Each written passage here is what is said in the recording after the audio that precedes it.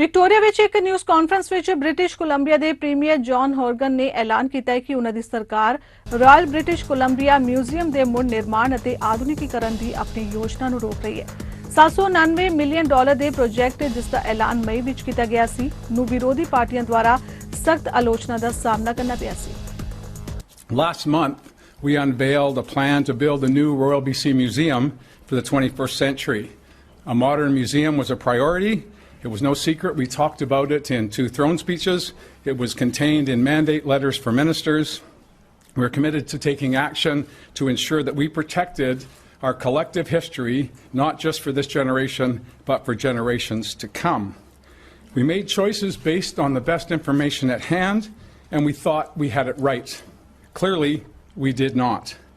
I have heard the people of British Columbia quite clearly that we were making the wrong decision at the wrong time.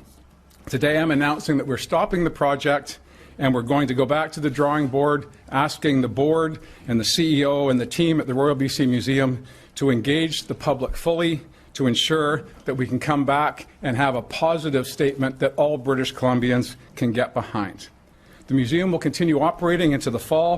That includes the IMAX Theatre, the gift shop, and the ever-important food trucks will continue to operate in and around the campus that houses the Royal BC Museum. I've always tried to put the best interests of British Columbians first and foremost in everything that I do, and that involves listening to what people are saying. It's my responsibility to say to you today that I made the wrong call. That's not to say that the work that needs to be done at the RBCM should be suspended indefinitely. What it means is that I made a call at a time when British Columbians were talking and thinking about other concerns. Primary care for their families, education, the cost of living, a range of other issues as we came out of a global pandemic. But I want to be clear to British Columbians that it's not an either-or proposition.